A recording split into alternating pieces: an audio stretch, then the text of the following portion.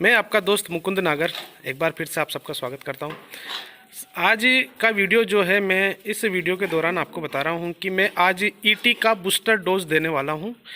ET के बारे में अपन बात करेंगे, छोटी मोटी जानकारी जो भी मुझे ध्यान आ जाए, जो भी मुझे मेरे दिमाग में जो है, जो मैंने याद किया, जो मैंने पढ़ा है, जब ट्रेनिंग के दौरान डीडी रामावत सर से ट्रेनिंग के दौरान जो कुछ सीखा है, उसके जो बातें मैंने सीखी वो मैं कुछ जानकारी आपको देना चाहूँगा। तो ईटी का बूस्टर डोज 14वें दिन के बाद यानी कि 15वें दिन आपको बूस्टर डोज देना रहेगा। अगर ये डोज हम लोग फिक्स 6 महीने में बूस्टर यानी कि 14वें दिन बूस्टर डोज लगा देते हैं तो आपको अगले 6 महीने में सिर्फ एक ही टीका लगाना रहेगा। सबसे मुख्य बात तो ये है, उस दौरान आपको जब दूसरी बार 6 महीने में आप 6ठे महीने में आप टीका लगाते हैं तो आपको बूस्टर डोज लगाने की ज़रूरत नहीं रहेगी। बस ध्यान रखना है आपको 6 महीने से ऊपर ना हो। 180 दिन यानी कि 180 दिन के भीतर आपका पहला टीका लग जाना चाहिए। उसमें आपको फ़ायदा होगा कि आपको बूस्टर डोज नहीं लगाना पड़ेगा, आपको अलग से वैक्सीन नहीं खरीदनी पड़ेगी। और मैं जो तैयारियां कर रहा हूँ, 4 महीने से ऊपर के सभी बच्चों को अपना बूस्टर डोज लगेगा और टीका भी लगना तय है।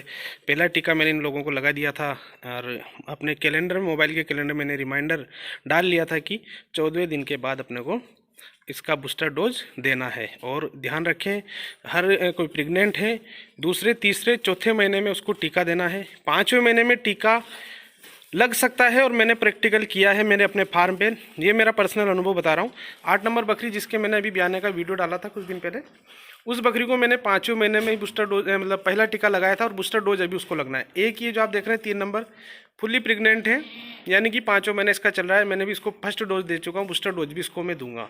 तो यहाँ मेरे फार्म पे टीका 5वें महीने में भी लगा है तो उसका कोई साइड इफ़ेक्ट नहीं हुआ है। अगर होता तो मैं वो आपको ज़रूर बताता, क्योंकि मैं मेरे फार्म की सच्चाई ही बयां करता हूँ इस चैनल पे। जो मेरे फार्म पे जो कुछ होता है, कुछ बीमारी हुई, किसी का इलाज हुआ, जो कुछ भी है वो सारी चीज़ें मैं आप लोगों के साथ शेयर करता हूँ। हाँ देखिए, आप लोगों को एक चीज़ और बता दूँ मैं, ये एक 20 नंबर बकरी है जिसकी गठान पर एक मवाद आया हुआ है। तो यहाँ ये चीज़ आपको देखनी है कि ये जो मैंने टीका लगाया था ये टीका मेरा फेल है। गिठान हुई, बर्फ़ का सेक किया, गिठान नहीं पिघली। अगर ये थोड़ी सी टीके की जो बूंद थी, कुछ बूंद या एक बूंद भी अगर मांस में जाती है तो वो गिठान ले लेती है। टीका हमेशा सब कट लगेगा, यानी कि सब क्यूटिनियस चमड़ी में टीका लगना है। तो बाय मिस्टेक हो जाता है, कहीं बकरी हिल जाती है, तो इस बकरी को मुझे वापस से एग्जैक्टली आज से वापस 14 दिन के एक बार इस बकरी को, और एक और है ऐसी बकरी आज इसको वापस से मुझे जो है मैं वापस वीडियो के दौरान रिपीट करना पड़ेगा। मैं अगर मैं नहीं करता हूं तो बूस्टर डोज देने वाला हूं, प्रॉपर वैक्सीनेटेड नहीं मानी जाएगी। के बारे में अपन बात करेंगे, आप ये देख लें जानकारी जो भी मेरे सामने आ जाए, मैंने इसका नंबर नोट किया हुआ है, दिमाग में जो है, जो मैंने याद किया, जो मैंने पढ़ा है, जब टैग लगाने के बहुत फायदे हैं, डीडी रामावत को याद रहता है। ट्रेनिंग के इस बकरी का मैं अपनी डायरी में इसका जो टैग नंबर है, जहाँ उसका पेज है, वो मैं कुछ जानकारी आपको देना चाहूंगा कि इस बकरी को वापस ईटी का बूस्टर डोज 14वें बूस्टर डोज के बाद यानी कि 15वें दिन, अगर 2 बकरियां छूट जाए तो भी बूस्टर डोज देना है। अगर ये डोज हम ईटी बहुत खतरनाक बीमारी 6 महीने में बूस्टर यानी कि 14वें दिन इलाज सिर्फ डोज लगा देते हैं, तो चलिए मैं आता हूं अपने 6 महीने में सिर्फ एक ही टीका लगाना रहेगा के लिए। नीचे बर्फ का बात तो ये है, उस दौरान आपको जब दूसरी बार 6 महीने में 6ठे महीने में आप टीका लगाते हैं तो आपको बूस्टर डोज लगाने की जरूरत नहीं रहेगी। एक ही नीडल यूज करूंगा, ध्यान रखना है आपको 6 महीने से ऊपर ना हो।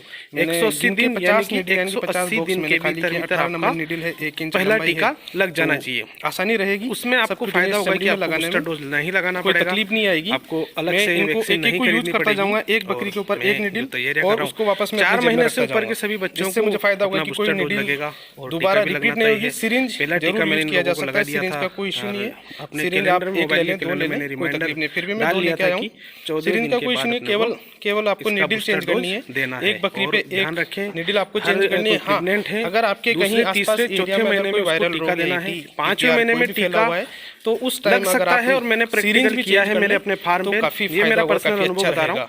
8 नंबर बकरी जिसके मैंने अभी बयाने का वीडियो डाला, व्यावसायिक बकरी पालन करना है, उस बकरी को मैंने 5वें महीने में बूस्टर डोज मतलब पहला टीका लगाया था, बूस्टर डोज अभी उसको लगना है। एक चीज आप देख रहे हैं 3 नंबर फुल्ली प्रेग्नेंट है, यानी कि 5वें महीने इसका चल रहा है। मैंने इसको फर्स्ट डोज से संबंधित जानकारी जानकारी जो भी मुझे जितना नॉलेज है मेरे फार्म पे जो चीज़ें मुझे टीका 5 महीने में भी लगा है तो उसका कोई साइड इफेक्ट नहीं हुआ है।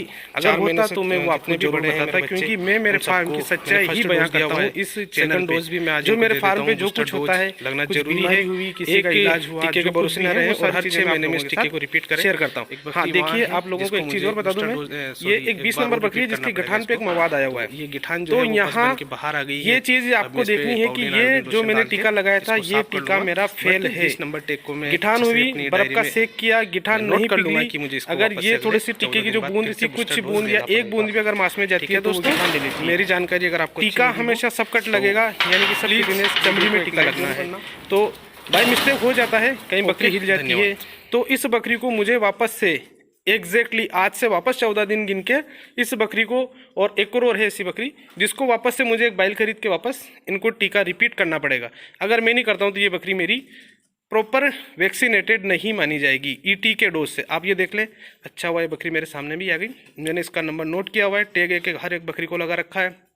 टैग लगाने के बहुत फ़ायदे हैं, अपने को याद रहता है। इस बकरी का मैं अपनी डायरी में इसका जो टैग नंबर है, जहाँ उसका पेज है, उस पेज पे मैं एग्जैक्ट ये लिख लूँगा कि इस बकरी को वापस से 14 दिन बाद बूस्टर डोज देना है, या चाहे अगर 2 बकरियाँ छूट जाए तो भी बूस्टर डोज देना है, वरना ईटी बहुत खतरनाक बीमारी है, बहुत जानलेवा बीमारी है, और इलाज सिर्फ और सिर्फ वैक्सीन है।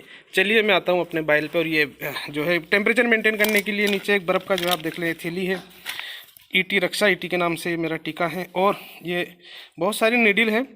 मैं एक बकरी पे एक ही नीडल यूज़ करूँगा, 2 सिरिंज मैंने ली हुई है, मैंने गिन के 50 नीडल यानी कि 50 बॉक्स मैंने खाली किया। 18 नंबर नीडल है, 1 इंच लंबाई है, तो आसानी रहेगी सबक्यूटेनियस चमड़ी में लगाने में, कोई तकलीफ़ नहीं आएगी। मैं इनको एक एक को यूज़ करता जाऊंगा, एक बकरी के ऊपर एक नीडल, और उसको वापस मैं अपनी जेब में रखता जाऊंगा। इससे मुझे फ़ायदा होगा कि कोई नीडल दोबारा रिपीट नहीं होगी। सिरिंज ज़रूर यूज किया जा सकता है, सिरिंज का कोई इशू नहीं है।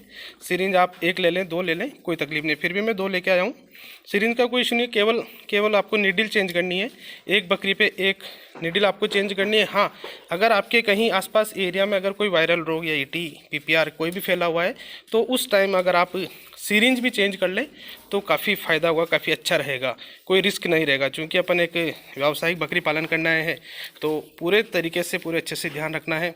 बर्फ़ को आपको इसका जो टेम्परेचर है वो मेंटेन करते रहना है। तो दोस्तों, ये थी मेरी ईटी के टीके से संबंधित मेरी जानकारी, जो भी मुझे जितना नॉलेज है मेरे फार्म पे, जो चीज़ें मुझे अच्छे से पता है वो चीज़ें मैं आपके साथ शेयर करता हूँ। बाकी 4 महीने से जितने भी बड़े हैं मेरे बच्चे, उन सबको मैंने फर्स्ट डोज दिया हुआ है, सेकंड डोज भी मैं आज इनको दे देता हूँ। बूस्टर डोज लगना ज़रूरी है, एक टीके के भरोसे ना रहें और हर 6 महीने में इस टीके को रिपीट करें। एक बकरी वहाँ है जिसको मुझे बूस्टर डोज एक बार और रिपीट करना पड़ेगा इसको।